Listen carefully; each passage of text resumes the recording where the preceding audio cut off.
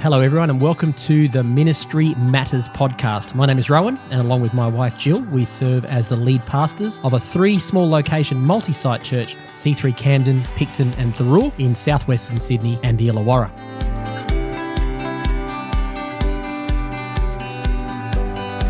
On this podcast, Jill and I discuss all matters ministry and share some of the things we've learned and are still learning along the way in our 30 plus years of pastoral ministry experience.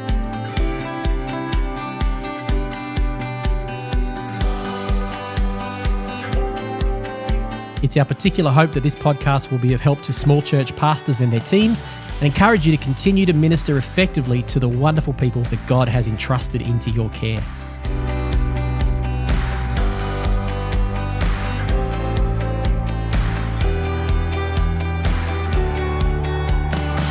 The views that we express on this podcast are our own and not necessarily those of the church or denomination that we're a part of.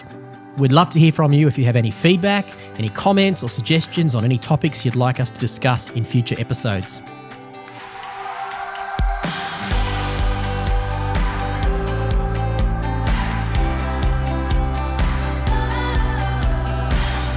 To find out more about us or our church, check out the show notes for links to all the relevant socials and websites. So without any further ado, let's get into today's conversation.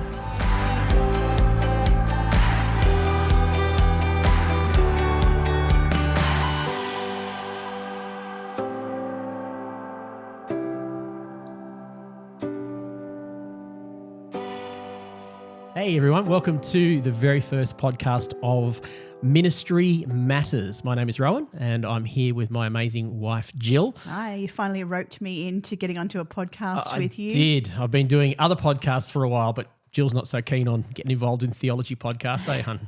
No, maybe not. Maybe not. I do listen to them. You do listen to them, yeah. Yeah. So we've been talking about doing this particular podcast for a while. It kind of come up out of just various conversations with members of our team and that, and we'd often just sit around at a staff meeting or whatever and we'd be chatting, wouldn't we? And they'd go, gee, I wish we could record this and share it with our teams and so on. So yeah, we often find that especially when we're in the car, we're on drives. We do a lot of driving. Yeah. Sometimes you've got your earphones in and I've got mine in, we're listening to podcasts or whatever, and then but then Jill's listening to crime podcasts. I'm listening to theology podcasts. Not always.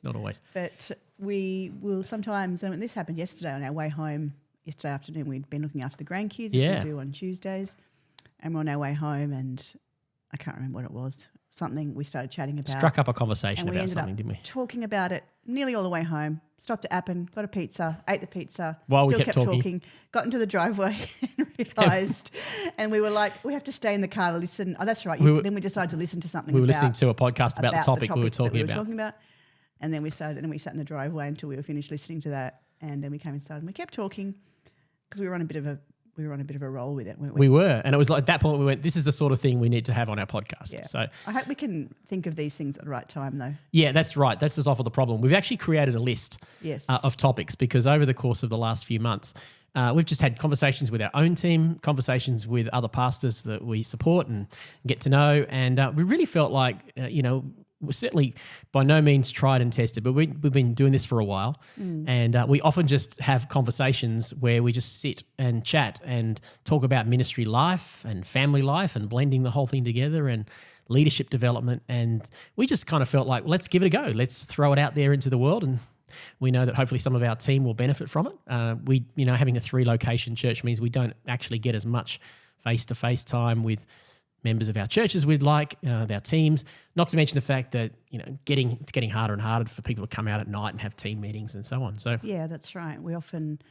have discussions and we think, oh, this is a good thing to share with the team. This would be something that would be good for our team to know, or this is something that someone's asked us about, I think we have realised that we want to be lifelong learners. We've been doing ministry for a long time, since we were in our early 20s, and we have realised that we're 23 now, so you can learn 51. You can learn things along the way, and we've done that, and we've leaned into teaching and experience opportunities in lots of different contexts, which we'll probably talk about. But I think it's realising, and this is why we like to talk, is because we like to go, hang on, let's take a step back and go, what's our perspective on that?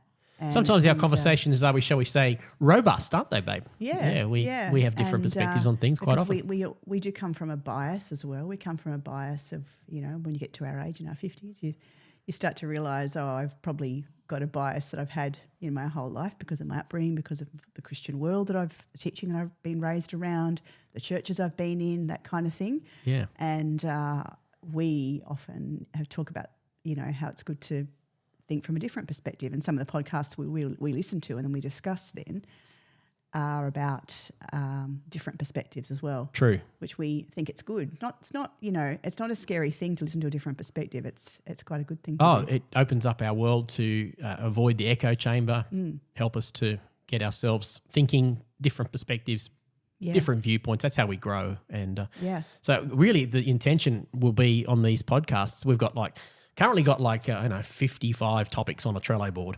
And so we've potentially got 55. Really? That many?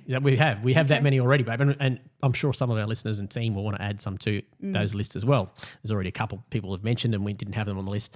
So we've got plenty to keep us going. I don't know whether we'll get these out weekly. We'll see how we go, but hopefully fortnightly at least. And the idea will just be to provide tools and give you an insight into our life and the kind of way that we do ministry and we do life. We're currently sitting at our kitchen table for those watching on YouTube over there, and it looks all perfect in our corner. We were just discussing, saying how echoey it was because we didn't think the room would be echoey, but it's a bit different to the Bible Wait What podcast, which has been recorded on stage at C3 Thirroul. And in preparation for this, we had to move our wet laundry off the chairs, and I had to stick it over there. So behind the camera over there is our wet laundry drying. So this is just how we do, how we roll. That's right. And actually, both of us have got colds at the moment. We do. And may not, sound I was literally best. Coughing pretty badly 5 minutes before we started recording. And we did think, this is not maybe the best day to do this. And then I thought, you know what, that's probably the best time to do something is when it seems like it's not the right opportunity. Yep. Because that's sort of a metaphor for a lot of life and ministry. So it probably doesn't feel like the best time. But sometimes you just got to do it anyway and go, it might not be my best. I might not be my most polished today. Yeah, come on. I haven't got my shiniest, no, hair true. or my best voice. Definitely not. I'm clammy and feeling sweaty. I just took a couple of Panadol. The cat's locked outside. Those of us that know our Ollie know he likes to get and be a nuisance. So I'll probably hear meowing at the door, and I'm sure at some point I'll have to let him in. But this is life. Raw, this is us. Rough and ready. Yeah, well, like the subtitle of the podcast is some things we've learned and still learning along the way. So I think we've kind of always probably been on the kind of people who tend to underemphasize what we've learned, but we're getting more comfortable after we're 50. We kind of go, well, this is us now, and we have learned a few things along the way, and not everything works. We've learned some things that haven't worked, and we're by no means what you would regard as super successful in what we've done, but we're still here. We often think we're still standing, and we have learned a lot, especially in the areas of pastoral care and how to do that. That's something that kind of was the initial stages of what will become this podcast. Was us probably up to 12 months ago saying we really need to sit down in front of a camera and just kind of have conversations around pastoral care stuff for our team so that they can learn from some of the things that we've done. And this church life is about people. It's always going to be about people. Yeah. God's people, whether it's people in our team that we're raising, leaders themselves or volunteers or leaders in training or right across the congregation and then into the community. People matter. Yes. And so how we treat people, how we understand, endeavour to understand people, to listen to their stories, to, try to, gain wisdom, understanding, gain knowledge, gain insight, and to soften our hearts to their perspective and their way of life, because it will be different to ours. And I think embracing that, diversity is the gospel. It's, we see that in the New Testament. So I, brought up very middle-class Australian in a small country town, didn't really have a lot of diversity, didn't really have to, didn't see different perspectives and different worldviews, yeah. And I love that about the church. I love that, and I'd love to see more of that. Come on. But with that brings, a stretch in us to be able to go, they don't think the way we do. Not everybody. Look the same as us. Maybe have the same values as us. People express things in a different way, and we might think, that crosses the line of what we would thought would be an appropriate way of expressing. But we tend to be inappropriate in the way we express things amongst our family at times, don't we? Exactly, we do. We used to have Sunday night church after church on Sunday night at the Bells. It was like, let your hair down, and we'd joke and carry on, wouldn't we? So, yeah. So, all right, well, maybe in this opening episode, just a couple of things we can do before we wrap this one up. This is just more an introductory one before we get into it, is maybe talk a little bit about ourselves for those that might not know who we are, a little bit about our family and our life and our ministry life, and then we'll just scroll through some of the topics, give people an idea of the kind of topics that we're planning on covering throughout the life of this podcast, however long it lasts, and maybe gives people an opportunity to let us know what they'd like to hear, they'd like to hear us chat about and chew the fat over. So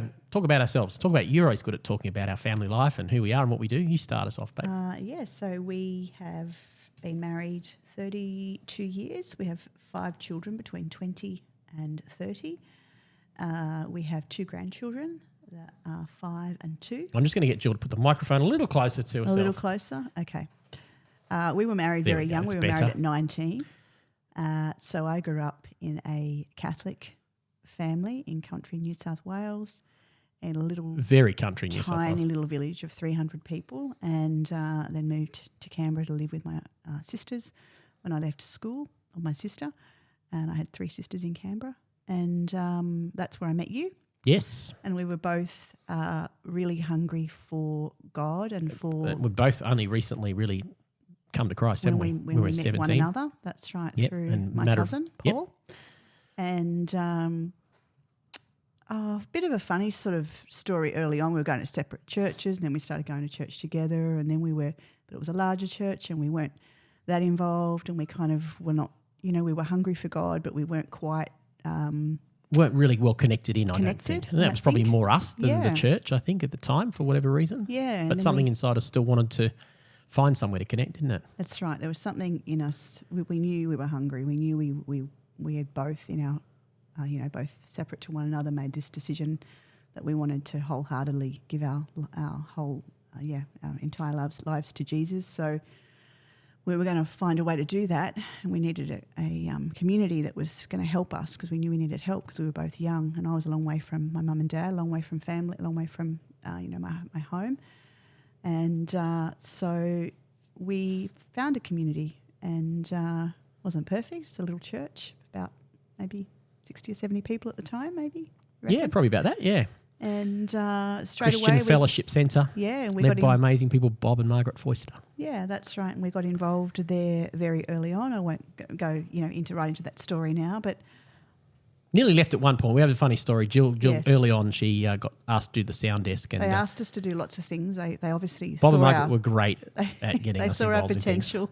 They saw potential in everyone, even us. Yeah, even us, yeah. And they were trying us out on all sorts of different things. They had you leading worship, which was quite funny. that was a flop right there. And one day I think Bob said to me, Rohan, you're very energetic. We might just leave you up there, but we might just turn your microphone off, he said.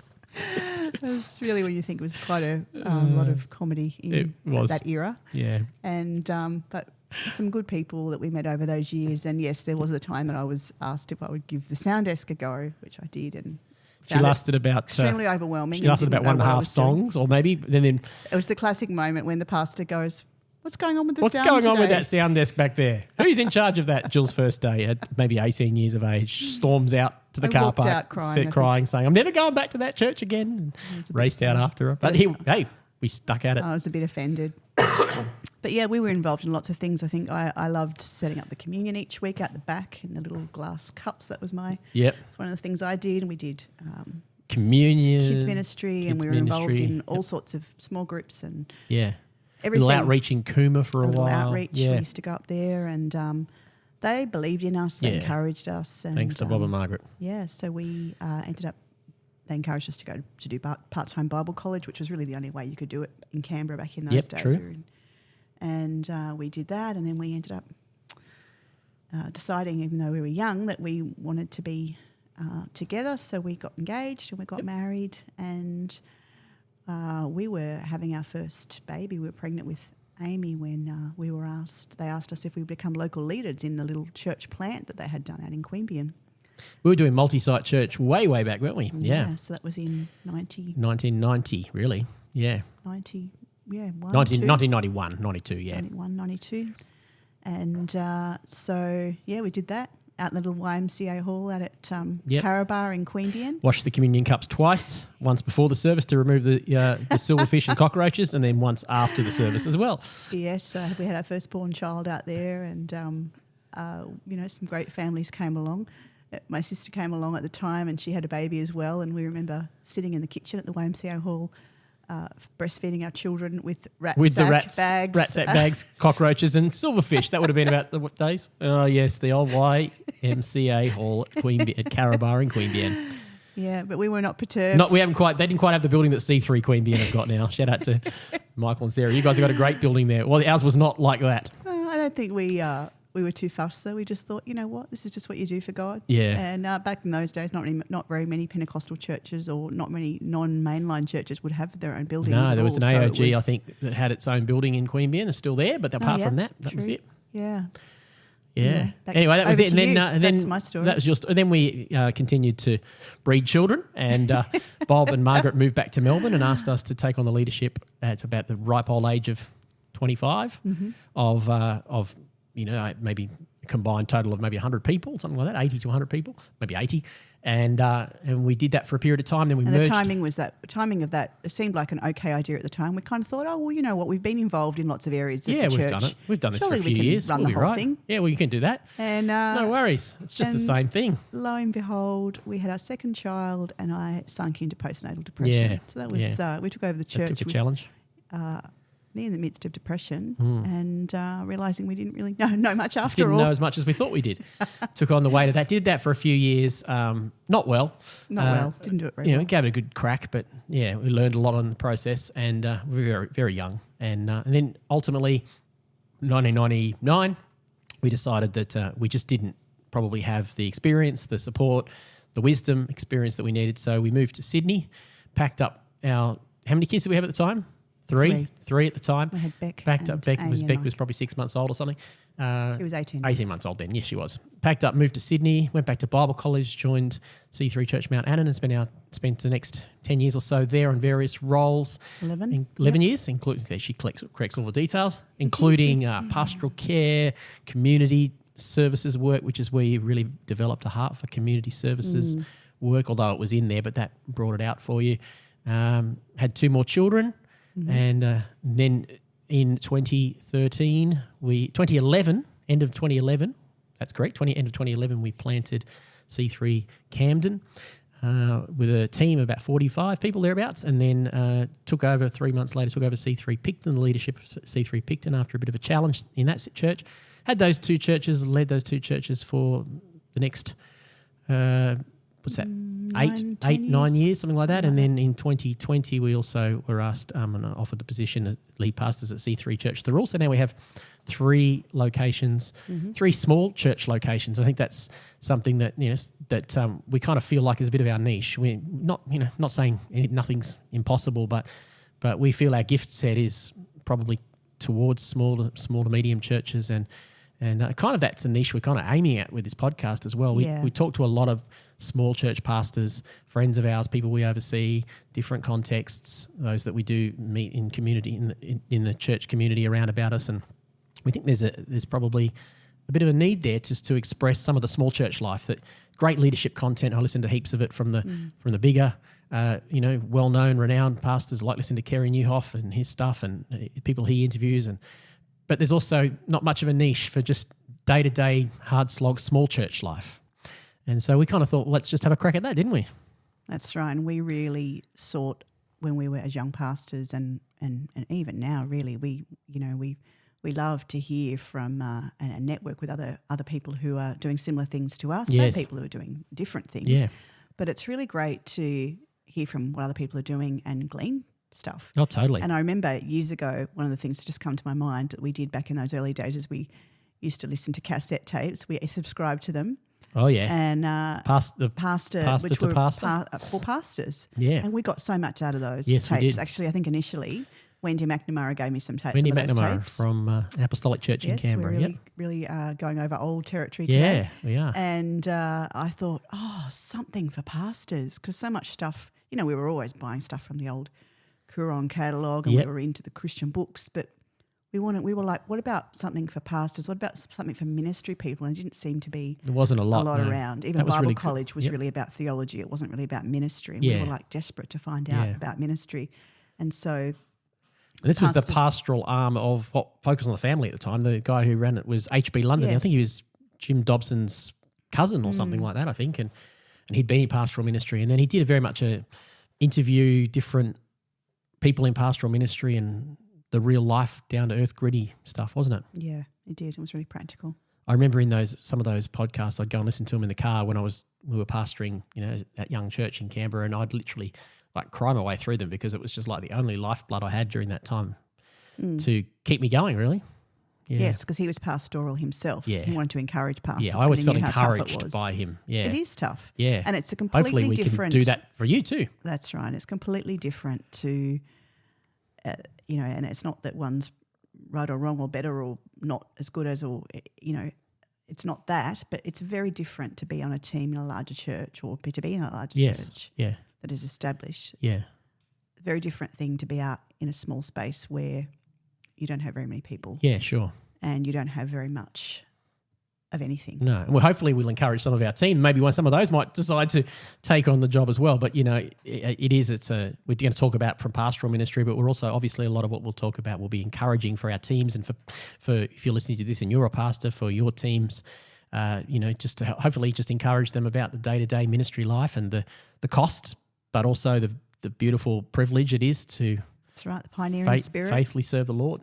Yeah, and when you have a pioneering spirit in a local church context, or you might have a pioneering spirit in a different ministry area under some area you have vision or that you're inspired about or you're excited about that God might have shown you. So I think that excites me about where we're at as the church in 2023, a church across Australia, across the nation. I just think we're in a post-lockdown, post-COVID. It's been a really different season. The church has been through a lot of church across the globe has been through quite a bit of upheaval, and we are really keen to. I think there's a sense of really leaning into God and going, well, God, what do you want your church to be? How should it look? What really matters? What really matters? Yeah, we've realised, at least for us, some of what perhaps we thought mattered doesn't matter as much. Connection, family, some of the professionalism stuff that maybe we were pursuing before COVID, not that important, connection, family, relational stuff, pointing people to Jesus, that's still the true north. This is a really big, there's been a lot of burnout of leaders and pastors, and I completely understand that.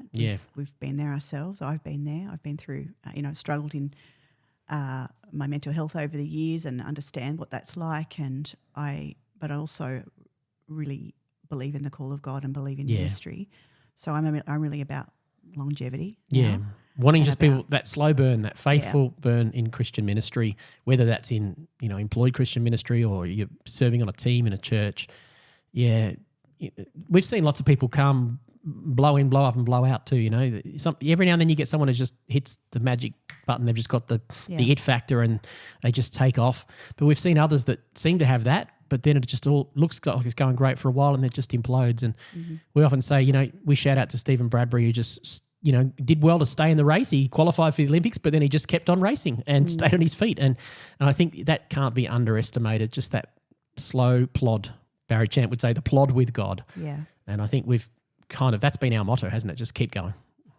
Yeah, and one of the things that back in those early days, we were talking about the tapes that we used to listen to. The other thing we were really hungry for, was just basic content and ideas on how do you do this, how do you do a communion service? What's the essentials of baptizing someone?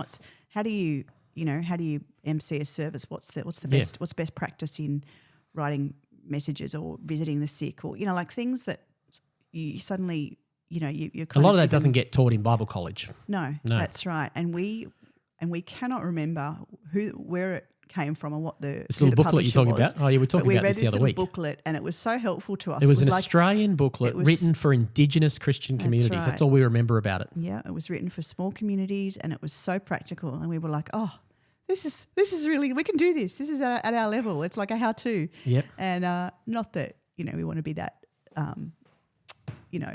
prescriptive on you have to do things like this. But for us, we were looking for for keys, weren't we? Yes, just things that would just get us going and keep us on track. So, and because we were quite autonomous, we were in an independent church. We didn't have a whole lot of support around us, and so we had to really seek out input, advice, support, coaching, mentoring, all those things. They weren't a given in our world. No, weren't readily available. No, not to the degree that probably we needed at the time, or probably maybe in time we came to realise that we needed it. Maybe early on, I can't talk for you, but for me, I was probably a bit of an upstart and thought I had it all figured out. It took me longer to figure out I didn't have it figured out.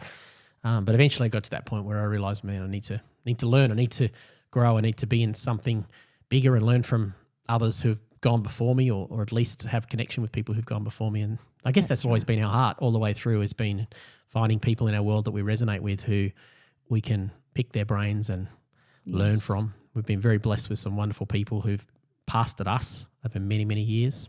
Mm. And I think seeing how people walk through their own challenges, how the leaders have walked through their own challenges, and how they've loved Jesus faithfully through that, and how they've been able to remain in Him and keep looking to Him, has been, to me, that's bigger than all the skill stuff. Yeah, that's really at the core of it, because you can learn skill, you can learn the how-tos. Yeah. It's that really getting to into the deep down.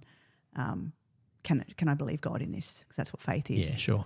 And I think, in ministry we have to just decide whether are we going to believe. We're going to trust God in this and stick at it. Yeah, and stay faithful and through the ups and downs and trust. We've seen that. We've seen God come through for us and open doors that we wouldn't have dreamed of, closed doors that we were dreaming of. I think that's all part of that trust and faithfulness of God. Well, why don't we have a look at some of these topics? And I'm sure even as we look at these topics we've put together, I'll put my glasses on so I can see my iPad. I'm sure we'll even think of others as well. So this is just to run through the types of things that we're hoping to talk about in this podcast, and then we'll wrap this one up. So we've kind of broken these up into different topics. So we've got pastoral care related topics, the leader's personal development. So whether you're a pastor or a leader in church, looking after your own life, how to develop other leaders, governance and administration stuff, church culture and vision, church services, how to run church services, small group meetings, etc. And so there's probably category we haven't got, although we've got a couple of topics in there in the personal development, is probably family life. But that might actually become its own topic as well, is managing. We've talked about this. We're doing a sit-down conversation this coming Sunday as we record this on Father's Day. We're just a sit-down conversation around ministry, mission, family life and all that, aren't we? So we are about it's our first week of our mission focus of our preaching theme. Yeah. It's also Father's Day. And so we were talking about having a conversation about family, but also something that would be relevant to everyone, not just dads and families. Yeah, that's right. And that is living the Christian life with purpose. Yeah. And that purpose being around, what are we here for? What's our mission? Good. What's how do we prioritize? How do we know where to put? What's the for us? What's the area of focus that God has for our lives in the season that we're in, for everybody? To put the big blocks into the big blocks in first. Yes, that's right. And I think that's probably that's one of the things that we think is a key. Yeah, we're all in different seasons. Yep. The big blocks are going to look different. Yep, for sure. Well, hopefully there'll be a few that are the same. There will be some essentials that are the same. Essentials. Yeah, but then there's room and flexibility for personality, stage of life, age of life, all those things. So let's get a bit more granular. Sure. The reason, we'll just read through this list that we've got, and the reason we're doing this is that maybe if you're listening to this, you might want to shout out on our Facebook page and say, hey, I'd love to hear from that one, and we can prioritise and try to put together a schedule on these. And we'll probably bulk record them and then release them gradually. It's easier than setting up all this podcast equipment every week. Anyway, so we've got under pastoral care, we've got basic pastoral care and follow-up of people, how to do that effectively, how to follow up new people effectively, what to do when people leave the church, helping people process church abuse and betrayal of trust by leaders. Wish we didn't have to do that one, but we do. Caring for people who have higher needs, kids' church in a small church. That's a challenge in itself right there, isn't it? Mm-hmm. Helping sheep to become shepherds of others as well. Mental health, what we should do and shouldn't do in pastoral ministry. Where are our boundaries? It's an important one. You jump in if you want to. I'm just going to read them, but if anything sticks out to you want to just mention or comment on. Mental health, I said that one. Pastoring people who are making poor choices. What do we do to step in to people's worlds? How do we do that? The heart of the shepherd, when and how to bring correction or direction to people. Tips for following up people on the fringes of church life and Christian life. Pastoring a team through conflict, supporting the grieving, intergenerational discipleship and mentoring. Then under anything there? Thought she moved to the microphone. I thought she was going to say something. Oh, just that I had the thought that, if you think of any, I'll write them down now. No, even as you're saying things, even as we're looking through this, I can't even see where we're up to, and I've sort of lost my place, I think, with while you talk, I'll find the list.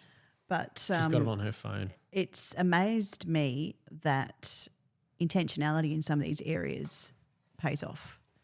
Yes, good. We often think sometimes it'll just happen. We've gone into environments and people have said, well, if they want to come, they'll come. Yeah, good. If they want follow up, they'll ask for it. Yeah. If they, and it's making a lot of assumptions. Yeah. That's probably one of the main things we see, isn't it? Yeah. And it's often based out of a fear of with all these pastoral care topics, of not wanting to come across as pushy. That's often, I don't want to come across as pushy. But you're very good at finding a way to genuinely move from a realm of pushiness to genuine concern for people so they feel loved and cared for without them necessarily feeling like they're being ramroded or pushed into something. That's right. I think I kind of just base this on Jesus' words of do unto others as you would have them do unto you. And I think, there's it's not black or white, but there would be, I've found in my life generally when I've been struggling, I appreciate it when people make the effort. Yeah. Most people want to be seen. They want to be heard. They want to be known. They want to be You don't even have to fix everything. And there will be a few people that will say, enough, I want to be left alone. But that's not the majority. It's not the majority. It's certainly not as many as we assume that it is. And it's certainly being balanced in not, in our approach and not being too pushy and not being inappropriate. But something, saying something, doing something is better than not doing anything. Because the other reason that people will say, I don't want to do something is often it's either that motive of, I don't want to be pushy. Sometimes it's the motive of, I don't know what to do.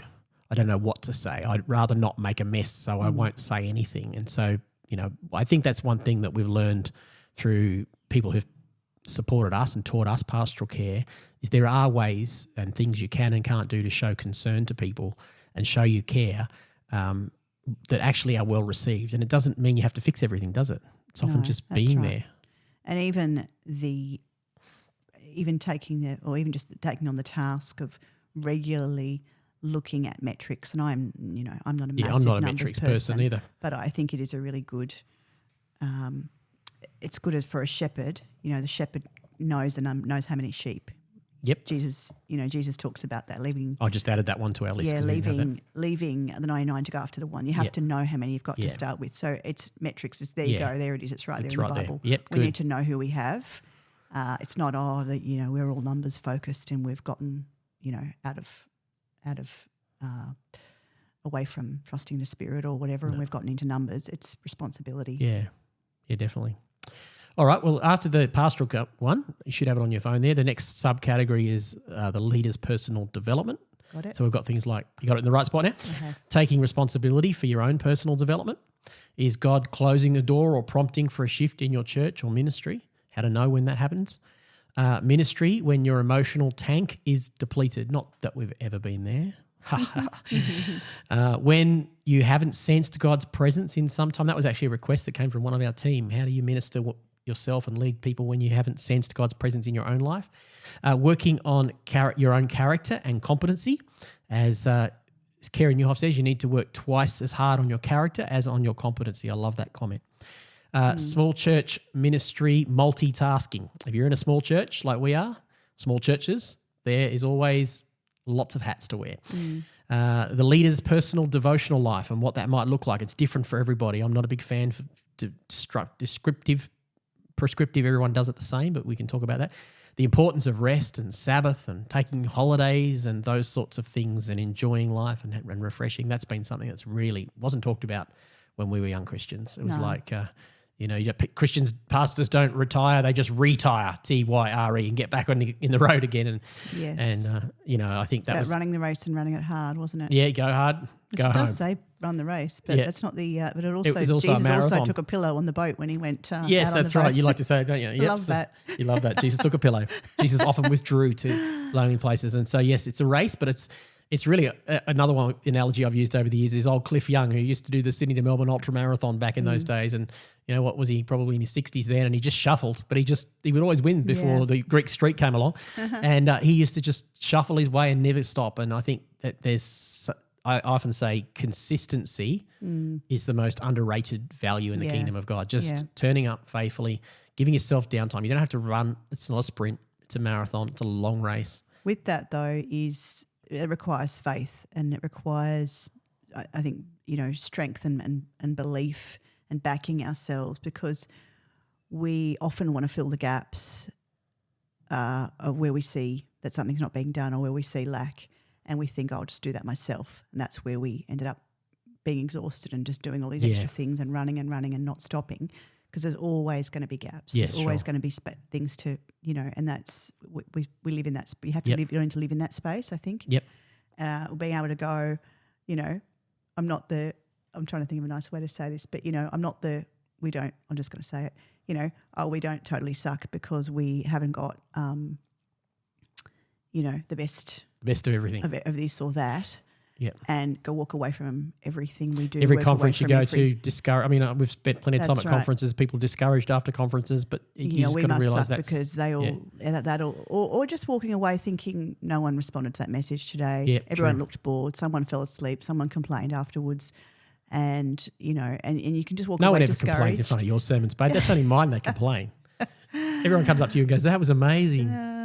Do they? Yes, they do. And but I think we have to be able to back ourselves and go, I maybe, because there's this pressure. There's this it's like the tyranny of the urge, and it's like there's always going to be this pressure to have to do more, and that's where we can easily get pulled into, I have to just keep rushing. I have to do it all.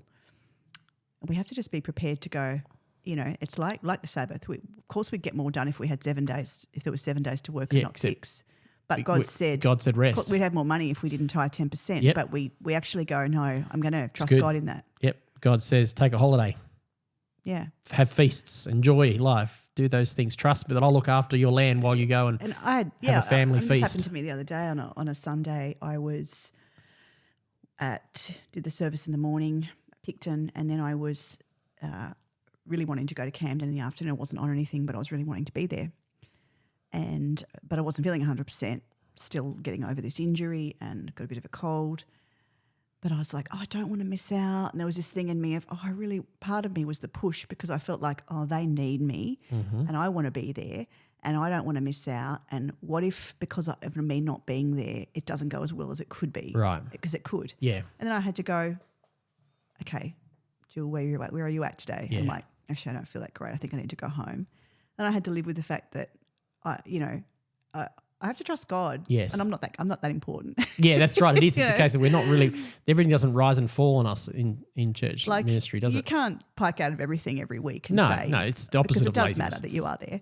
But, it's not that it doesn't matter that you're not there. Well, there was no responsibility that day. I had to just go, I was talking to Beck about this today, actually. I talked to Beck over lunch and I was just telling her that story and saying, actually what I did with I had a lunch catch up after church Sunday, and it was just that thing of in the moment kind of going, because this is what we do, isn't it? We always have to we have to make decisions in the moment. We have to pivot. We have to go, all right, what am I going to do? What am I going? Because we could easily go, I'm going to make a decision in the moment, which is going to mean I'm exhausted at the end of the day or the end of the week. When you look back and think, why did I make that decision? Why did I rush that?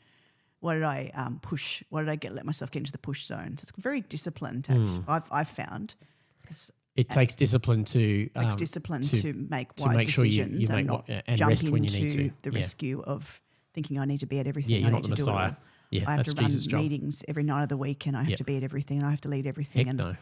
Because let someone else do it. Yep. Well, that's what's led to a lot of burnout in churches is that mentality. So absolutely. Yeah. There's always more need and we could always go further, but we've got to get comfortable with the fact that we have to balance that against, we have to trust that God takes care of that.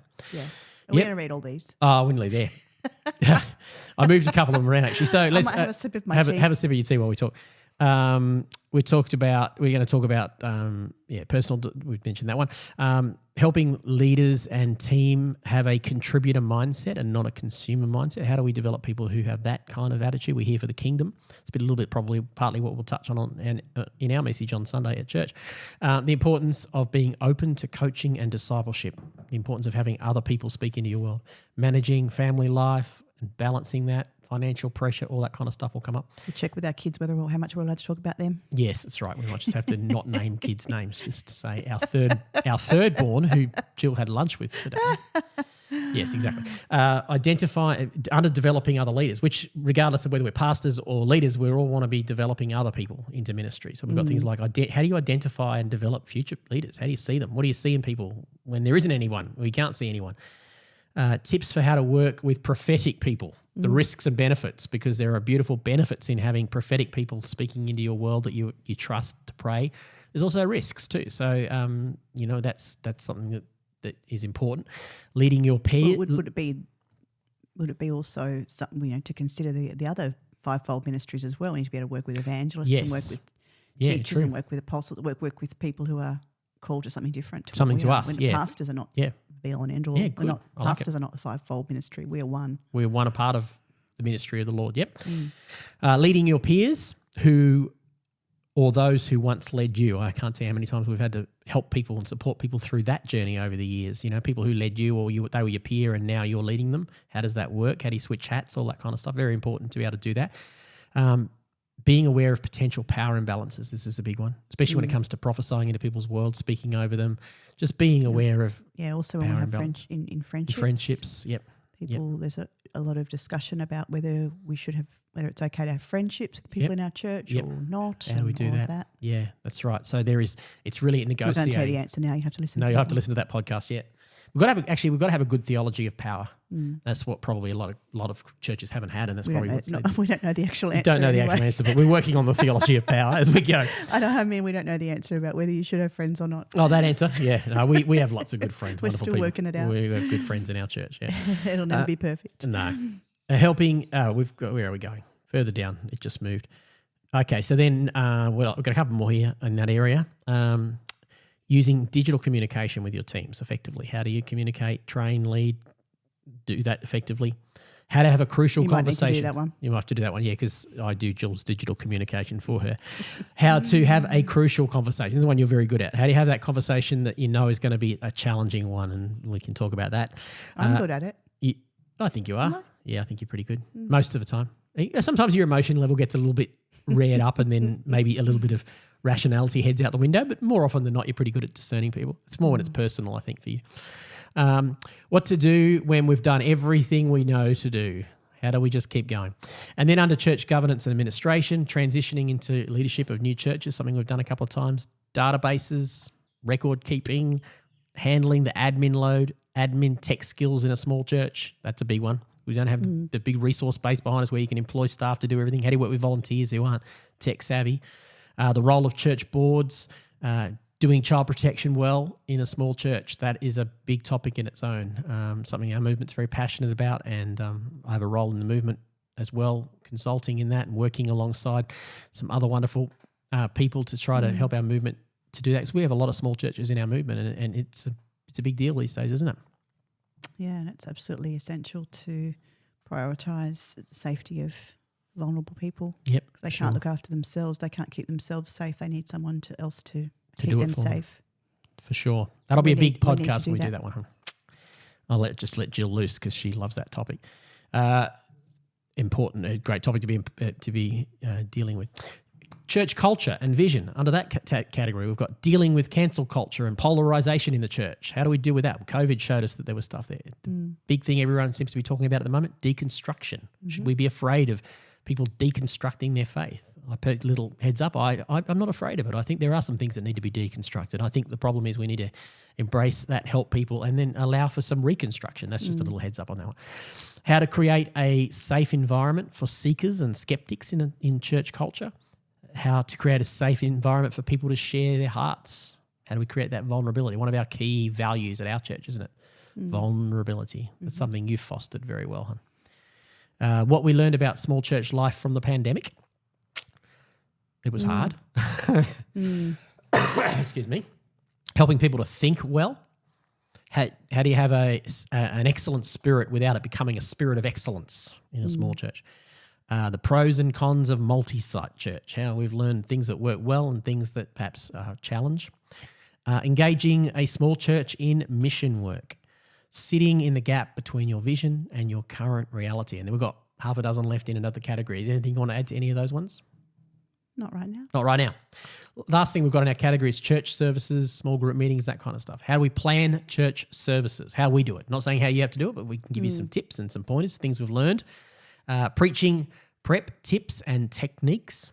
Tips for emceeing services. It's amazing how actually important that is. I think a lot of churches don't put time into that, and it's the transitions that people notice when they don't work well. But if you can do it well, you keep the main thing. So we can give some things we've learned and we've been taught too over the years.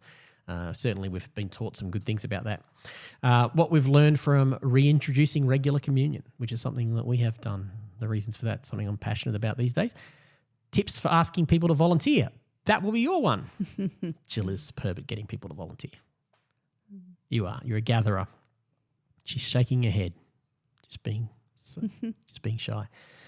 Small group facilitation. There you go. So there's like 55 different topics. So we've got plenty to keep us going, but we would love to hear from you as well. If there's anything that you would like us to address, let us know and we'll add it to the list and have a think about it. Yeah, I think it's good to review, some of those things you're reading them out. I was thinking we constantly review those things, don't we? Yeah, it's not like a one-size-fits-all for everything. No, we don't just go, this is how we'll do that, and then we review.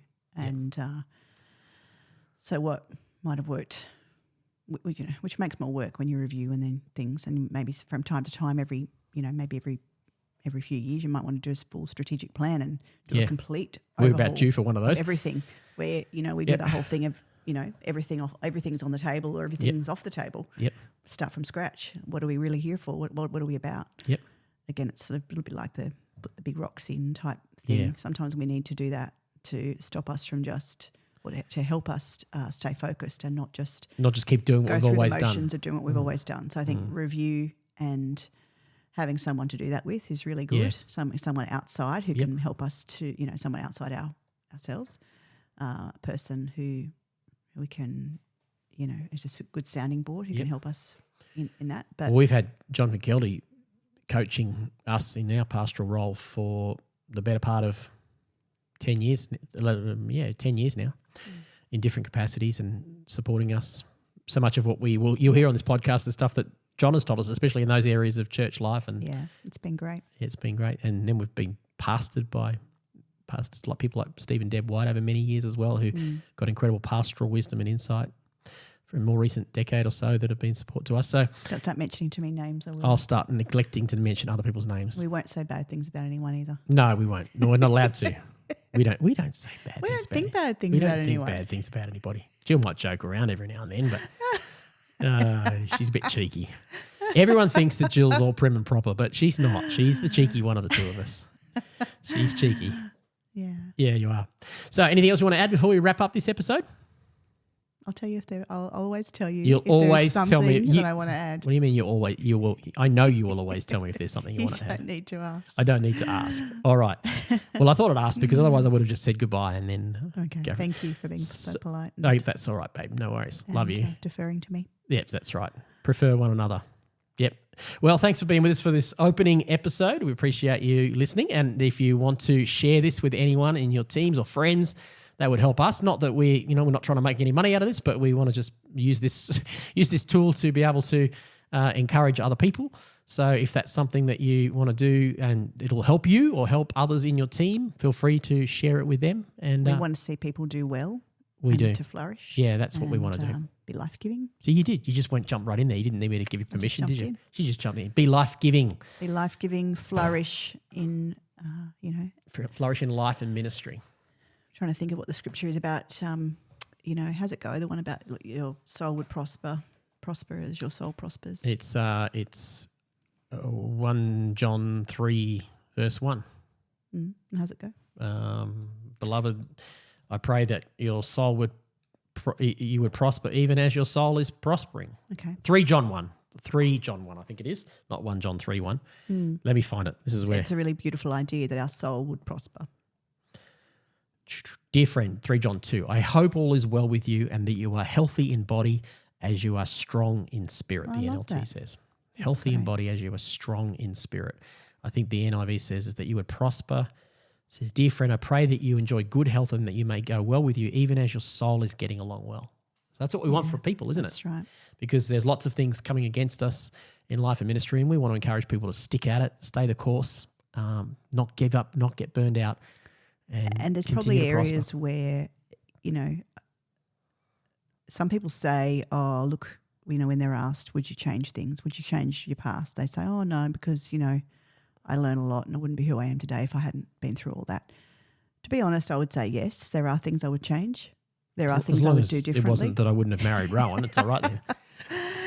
There are things, no, not at all. But there are things you wouldn't have stayed with that boyfriend in high school. There are things He was much better looking than me. That we wish that we She's just ignoring had me have now, known. We don't want to ever have failed people or have hurt people. And yes. I know, we're not perfect, but I do wish that there were things totally. that we had have known. And because I do regret some of the things absolutely. that we've I would go further and say that much of the content that we will share through this podcast will be things we've learned the hard way, won't it? Yeah. I mean, it's things where we've realised, that wasn't the result we were expecting. We didn't intend that to hurt that person. So much of it is where we've made mistakes. We might have made better financial decisions. Better financial decisions. Yep, that would have come into it. I was talking about other people, not about our own finances. Let's start a list of all the things we wish we had. Things we had done differently. That might be another podcast. But you can't go back. No, but you can learn from them. And hopefully you can help others learn from them so that you guys can learn from our mistakes and move forward, as we have been blessed to learn from the wisdom, the mistakes of others that have gone before us. So that's the intention of this podcast. So looking forward to chatting with you in the next episode. Thanks for being with us. And if this isn't what you're after, we won't be offended. But if it is, share it, let others know. And do I clap when we're finished? You can. I can do better. I can do better than that. I can clap. Listen to this. No, I mean, isn't it like a thing you do? I muted it. There we go. We can do it like this. No, that's not what you meant. No, that's like a studio audience thing. The studio audience clap. What did you want? Just like a clap to say, turn the camera off. Oh, turn the camera off. You don't need to. You do that. I do that at the start to sync up the audio and the video. Oh, okay. I want to work on it. You want to work on that clipping thing, don't you? Yeah, that's what we need. This is take 1, by the way, guys. Yes, you probably can tell it's take 1. There's no take 2 or take 3. We just roll this camera and this microphone and away we go. Yeah, our son Jeremiah has studied film and done some work on film sets and stuff. And we're going full circle, right back to just chatting again now. So cool, that thing of, the whole, I don't know, that vibe of, all the cool stuff. Many of our staff meetings at Thirroul are just spent talking to Jeannie Schwartz and her husband about her husband John and her work on movie sets and things. We don't do that much stuff other than that, do we, hon? No, we're pretty fascinated with all that. So shout out to the Schwartzes. Jenny's a regular on our other one. She's clapping her hands. The clap is going to be her telling me to shut up and end the podcast. That's what it's going to be. Clap, that's the end. That's the end. Hey, thanks for being with us today. Like Look forward to when talking. I put my glasses. Now she's going. When I put my glasses away, that lets people know. That lets me know, and you know if you're preaching that I think we're finished. Yes. The trouble is when she starts to do that, I don't notice it. I'm too in the zone, and she starts to wrap up, puts her glasses away, starts to get shifty, and says, "Come on, Rohan, finish up now." But all right. Okay. This is the final clap. I'm going to put my glasses away. Final clap, go. See you later, everybody.